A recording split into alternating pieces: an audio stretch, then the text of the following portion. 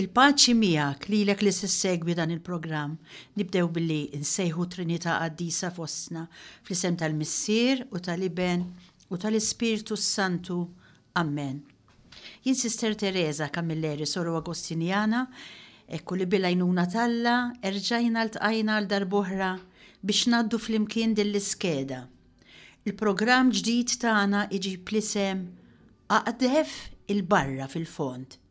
Frażi li hemm bżonn inħallu ven f'widnejna tul din l-iskeda kollha u tistedinna biex ngħixu l-preżent bl-entużjażmu u nħarsu l-qudiem lejn il-ġejjieni bil-fiduċja. Ġesu Kristu huwa l-istess il-bieraħ, illum u għal dejjem. U preċisament dan il-pass il-qudiem fl-arfin tiegħu l-aktar fil-fond eżis semmija li hu qed jistenna minn dawk li huma qrib tiegħu tassew. Il-programmi f'din l-iskeda għandhom l-iskop tagħhom li jippruvaw ilaqqawna iva ma' dan Ġesu Kristu ħaj bit-tama li ninġarru minn din ix-xmara tal-imħabba Talla. Ġesu Kristu eżis semmija għadu ħaj illum, b'saħħtu biżżejjed biex jaqlana mill-qabar ta' dwejja u ta' dnub tagħna u jdaħħalna fil-qawmin tiegħu ta' libertà. Dawn il-programmi se jkunu bbażati fuq l-Iskrittura għax il-qofol tal-kelma fl-Iskrittura eżis semmija huwa storja ta' mħabba li Alla għandu lejn il-bniedem. Il-kelma fl-Iskrittura qiegħda hemm mhux biex iżżid l-arfin tiegħi u tiegħek imma biex tbiddilna fl-imġiba tagħna.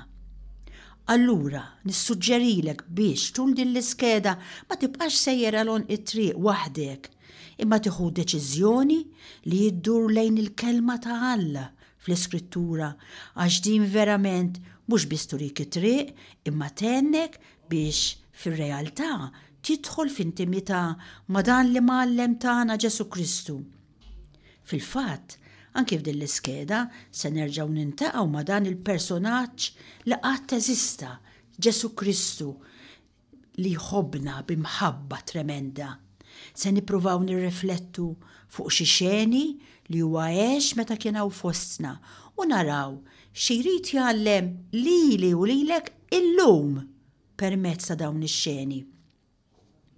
Eżis semmija tul dawn il-programmi ma nixtieqx nagħmel sempliċi riflessjonijiet ta' eżeġeżi biex nallimkom, imma flimkien nagħmlu dak li tissejjaħ lezzjo divina, jiġifieri naqsam xi ftit il-kelma dak li jnebbaħni l-mulej bit-tama li dak li se ngħid iwassal għat-talb, iwassal għad-dialogu ma' dan li mgħallem tagħna Ġesu u għalhekk għal dan l-ewwel programm ħassejt li għandi nerġa' nfakkarkom u nispjega fid-dettall x'inhi u xi jkun isir meta qed nagħmlu il-lezzjo divina tul l-iskeda li se nibdew flimkien. Eżis semmija, il-lezzjo divina jew nistgħu ngħidu wkoll qari divin huwa stedina minn Alla biex intu jien simgħuha sew. Permezz tal-kodba mqazza aħna nagħmlu esperjenza personali ta' dan li mgħallem tagħna Ġesu. Ekku, waqt li qed nirriflettu fuq xi xeni li huwex meta kien hawn fostna, dan nagħmluh. Mhux biex nirrakkuntawhom jew nallimkom, intom il-fatti ġa tafuhom. Imma aħna se nagħmlu din il-lezzjo divina, dan il-qari divin biex nidħlu f'relazzjoni diretta miegħu u nsiru nafuh iktar mill-qrib. Hekk tajjeb li nkunu nafu li l-lezzjo divina mhux studju tal-Bibja aħna f'din in-nofsija, mhux se nagħmlu l-lezzjo divina biex insiru nafu aħjar il-Bibja. Eżis semmija l-lezzjo divina lanqas qari spiritwali għaliex dan jista' jsir anki permezz ta' bosta kodba oħra fosthom anki kitbiet ta' diversi qaddisin. Però ma nistax ngħid ara ħa nagħmel il-lezzjo divina fuq il-ħajja ta' pereżempju Santa Teresa, le ma nistax. Bil-importanti li nifhmu li l-lezzjo divina issir biss permezz tal-kodba mqazza. Ekku, eżis semmija aħna tul din l-iskeda sa nagħmlu l-lezzjo divina tagħna permezz tal-Evanġelu. Iktar il-qoddim nistgħu nieħdu kotba oħra mill-Iskrittura mqazza. Imma tajjeb li aħna wkoll bħall-ewwel dixxipli nibdew hekk u nkomplu tul dawn il-programmi din il-mixja tagħna billi nagħmlu l-esperjenza tal-imgħallem Ġesu. U għaliex qed nuża l-Evanġelu? Għax il-kelma Evanġelu tfisser l-aħbar it-tajba. Fil-predikazzjoni ta' Ġesu nnifsu, waqt li se naraw dejjem b'folol kbar warah, din l-aħbar it-tajba kienet din. Is-saltna ta' Alla waslet, dejjem kien jisħaq fuqha, is-saltna ta' Alla waslet, anzi kien jgħidilhom is-saltna ta' Alla qiegħda fostkom. Waqt li Ġesu kien fosthom ixandar fil-predikazzjoni tiegħu, seta' jgħid is-saltna ta' Alla waslet. Din il-frażi kellha post prominenti ħafna. Immissa wara li Ġesu mallura ant il-missier, l-aħbar it-tajba li pritkaw l-apposti li kienu jgħixu miegħu u jisimgħuha kontinju fi 3 snin li jagħmlu miegħu, ma kienitx aktar iċċentrata fuq is-saltna ta' Alla. Ara għall-apostli l-aħbar it-tajba kienet waħda kristoloġika, jiġifieri dwar Kristu. Fil-fatt, insibuha fl-ewwel diskors ta' Pietru meta qal lil dan Ġesu li intom sallabtuh Alla għamlu mulej u Messija. L-Evanġelu eżis semmija li fuqu aħna sa nibbażaw il-programmi tagħna huwa kelma imlissna u mhux miktuba. Aħna l-Evanġelu aktarx nafuh bħala test miktub. Imma l-ewwel insara din l-aħbar it-tajba kienet kelma ħajja ippritkata minn dak stess li kienu jafu lil Ġesuta, li jiltaqgħu miegħu personalment, kelmuh u semgħuh jippritka u fuq kollox rawh u kelmuh wara l-qawmien tiegħu wkoll mill-imwiet. F'xi każi saħansitra kielu miegħu. Kien għalhekk importanti li meta l-11 ġew biex jaħtru lil xi ħadd biex jieħu post Ġuda, tiftakru, fi kliem Pietru nnifsu il-kwalitajiet li fiċċew kienu dawn.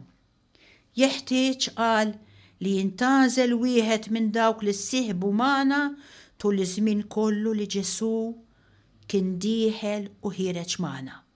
Ibda mill-mamudija ta' Ġwanni sa dakinhar li kien meħud minn magħna. Dan għalfej ħalli jkun flimkien magħna xut tal-qawmien tiegħu mill-imwiet.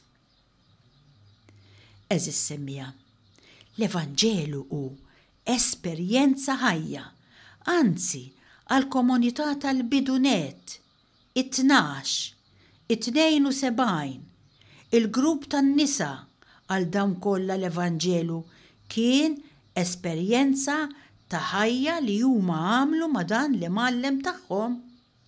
Ma kienx storja li qraw dwarha, imma esperjenza li kienu jgħixu kuljum.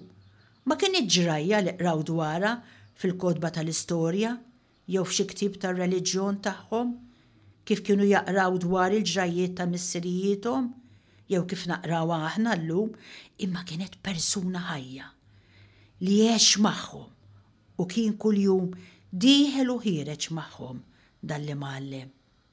Għalhekk, għalkemm għall-ewwel insara il-kliem li qal Ġesu jew dak li jagħmel kien importanti ħafna, madankollu l-iktar importanti għalihom kienet l-esperjenza li kellhom tal-laqgħa tagħhom miegħu. Kien importanti li l-ewwel isiru jafu lilu kif jeħtieġ li nagħmlu aħna biex wara japprezzaw kliemu li wara kollox ma kienx tiegħu imma kien tal-missier li bagħtu. Anki dawk li lil Ġesu qatt ma rawh għaliex saru dixxipli wara t-tluq tiegħu fis-sema, kien importanti għalihom li jagħmlu din l-esperjenza personali tiegħu. Inkella kliemu kien jibqa' biss kliem sabiħ imma xejn iżjed, u bil-kliem sabiħ biss ħadd ma jinbidel eżis semmija. Irid ikun biss l-ispirtu li Ġesu jagħti lil kull min jiltaqa' miegħu, li jibdlilna ħajjitna u jagħtina twelid ġdid.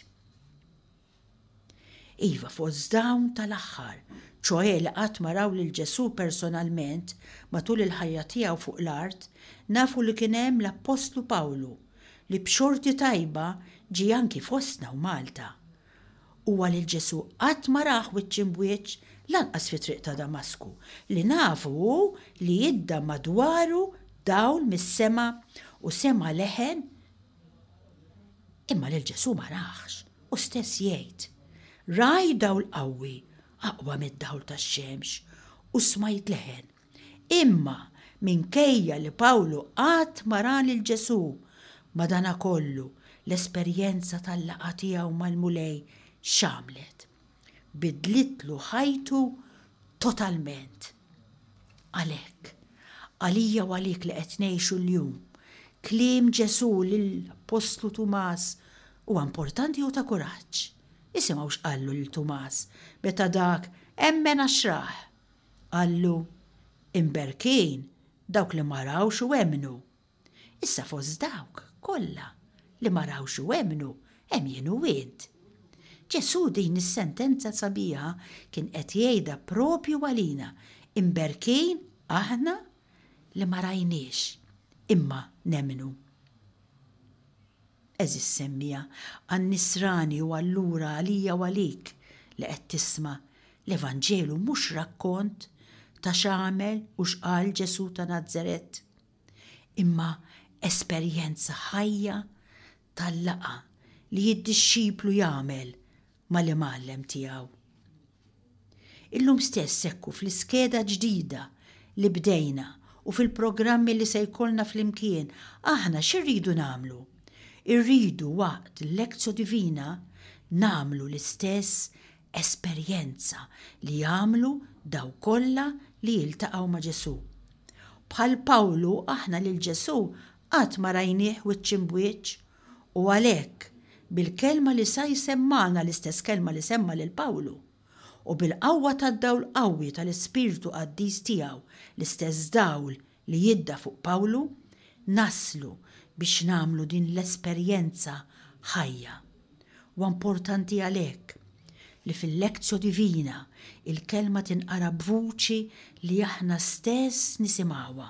Dan huwa rakkomandabbli anki jekk il-lezzjo tagħmluha weħedkom. X'irid infisser b'dan? Irid ngħid eżis semmija li meta qed issir il-lezzjo tinsewx, il-lezzjo tfisser il-qari. Kemm jekk int jew jien qed nagħmlu dan il-qari weħedna.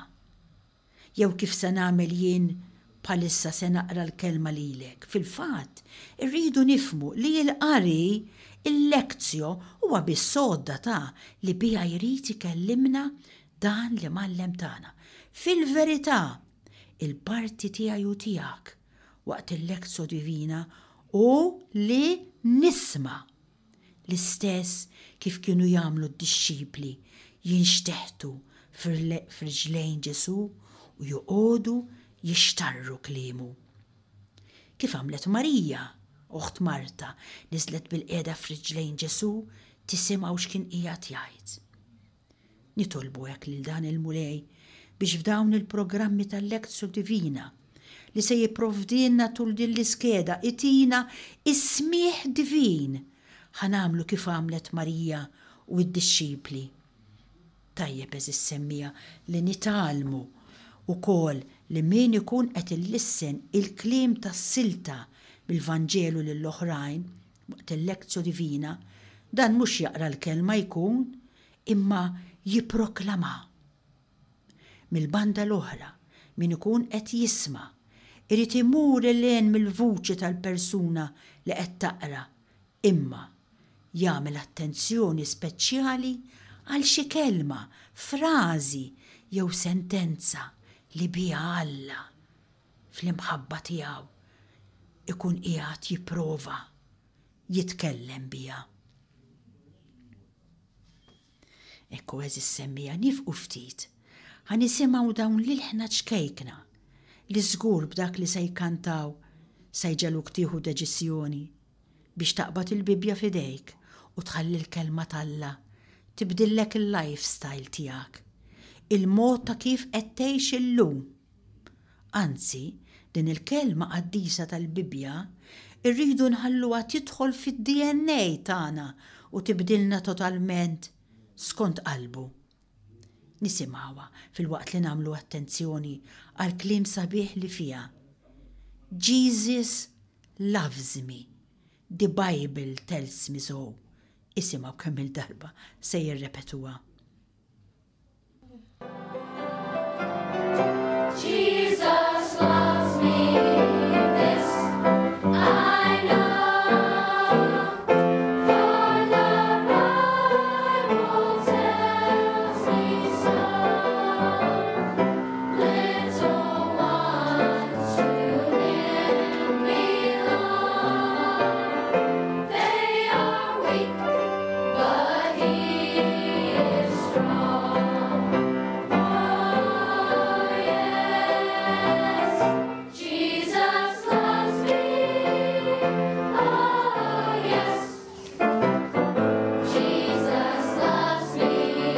Oh, yes, Jesus loves me.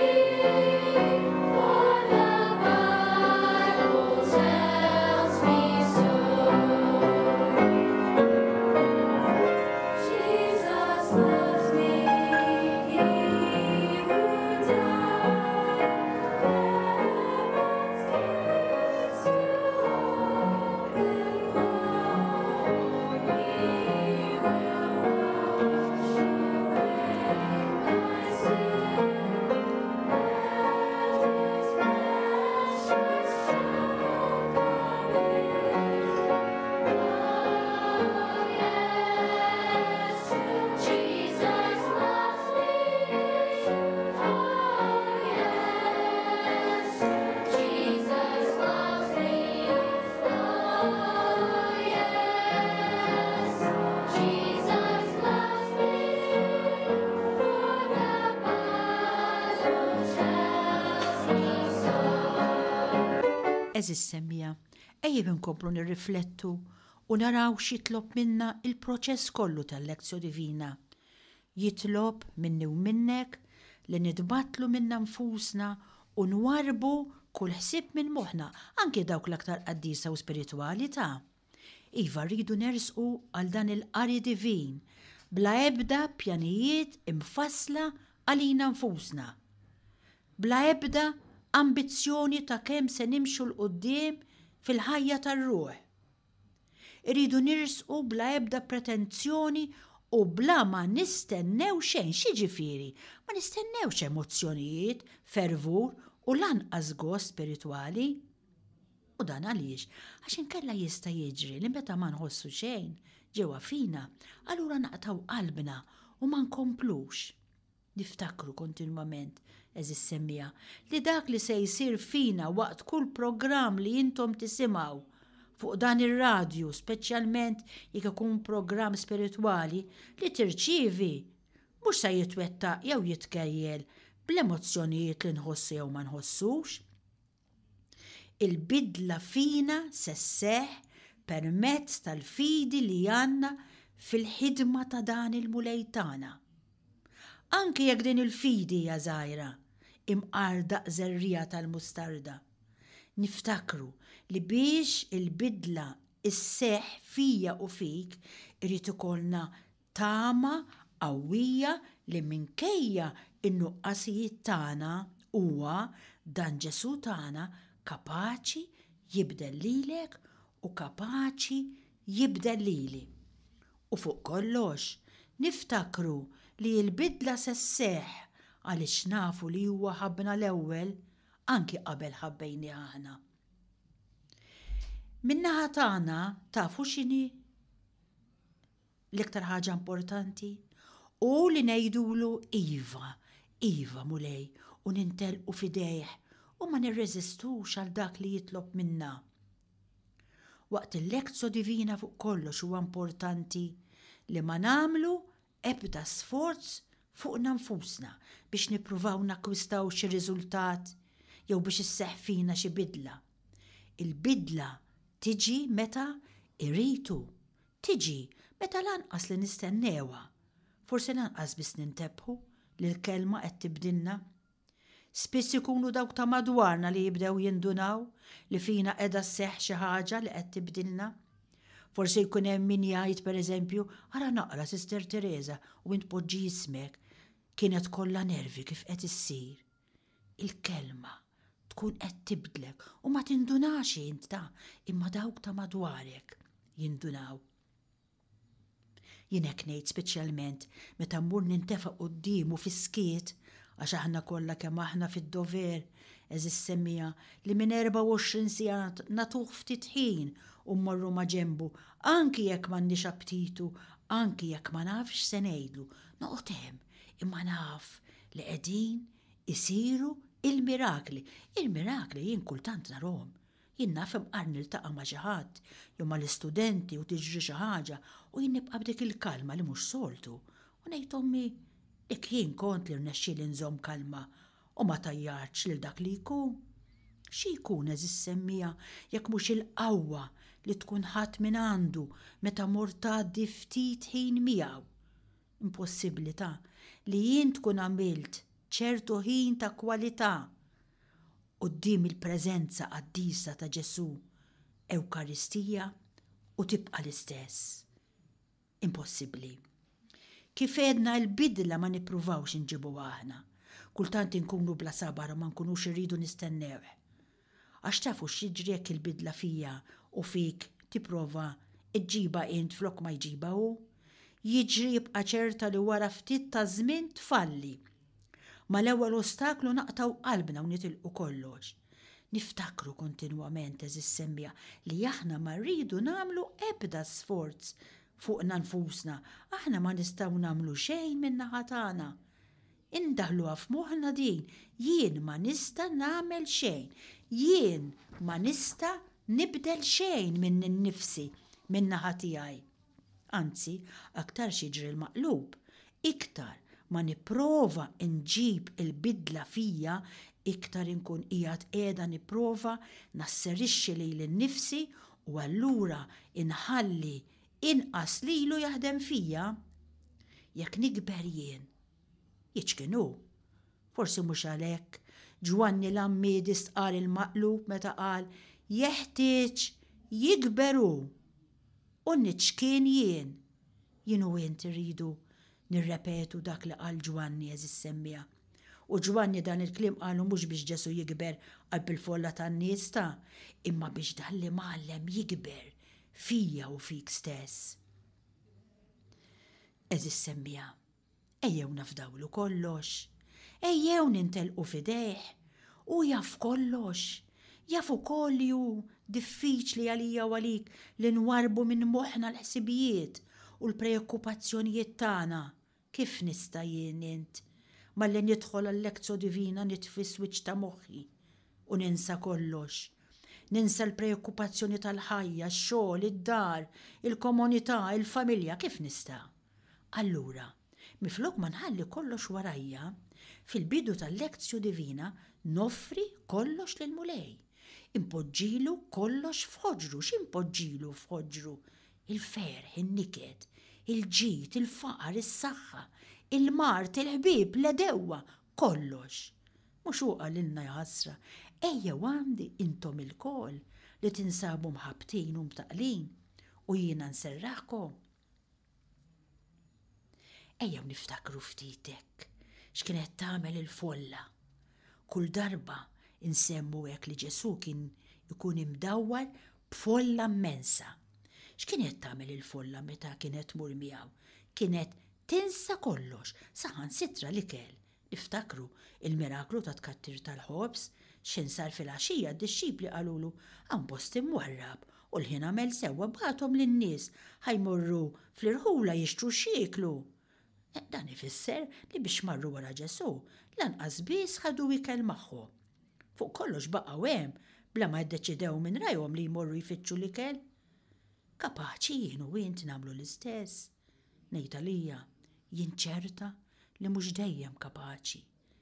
Imma jiena ċerta wkoll li jekk nagħtih kollox huwa kapaċi ibattalni, jibdilni. Nersqu eżis semmija battitudni meħtieġa għall-lezzjo divina biex verament nieħdu frott minna. U tafu x'inhi din l-attitudni meħtieġa hija l-umiltà.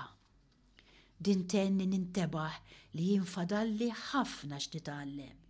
Irrid inkun lesta naċċetta kemm fadalli x'nakkwista mill-fidi tal-oħrajn u tal-Knisja. Għalhekk id-domanda li għamel Ġesu lid-dixxipli min jgħidu l-oħrajn li jien ma kienx domanda żejda. Il-fidi tal-Knisja f'Ġesu trid tenni nikber fil-fidi tiegħi fih. L-ewwel nipprova nara min huwa Ġesu għall-oħrajn, għall-Knisja, mbagħad hekk wara ftit nibda nara min hu Ġesu għalija. Imbagħad importanti li ikolli fiduċja sħiħa li Alla se jkompli juża l-lezzjo divina u l-Evanġelu bħala l-art li fiha se jlaqani ma' ibnu Ġesu Kristu il-maħbub tagħna. U dan minkejja id-dnub tiegħi lili, iva lilek, Alla Papà irid ilaqana ma l-istess ibnu Ġesu, l-istess kif 2000 sena ilu il-Palestina kienet l-art fejn Alla l-Missier laqgħu lil dan ibnu Ġesu mad-dixxipli. Kif qed iktar il-qudiem semmija il-lezzjo divina hija talba.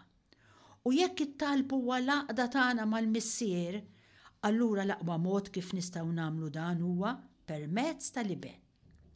Ħadd ma jmur għand il-Missier jekk mhux bija, għalilna Ġesu. Imbagħad kull min b'xi mod ikollu x'jaqsam ma' Ġesu ma jista' qatt ma jkunx involut miegħu. U jekk aħna involuti ma' Ġesu fil-ħajja tiegħu, kif nistgħu ma nħossuniex involuti wkoll fil-missjoni tiegħu li ħalla f'idejn il-Knisja. Jien u int parti minn din il-Knisja u dan ifisser li kull ħidma tagħna fil-familja, fil-komunità, fil-Knisja fost il-ħbieb u kull xogħol pastorali li nwettqu rid ikun bħala riżultat tal-intimità li għandna ma' dan li mallem tagħna. Għax aħna involuti miegħu u dak li hu tiegħu huwa tagħna u dak li huwa tagħna huwa tiegħu wkoll. Nippruvaw nifqu għawez is-semmija għax il-ħin qed jagħmel tiegħu, però jekk Alla jrid inkomplu fuq l-istess tema fil-programm li jmiss. Insellem u nirringrazzja lilek li kont magħna għal dan il-programm. Il-paċi miegħek.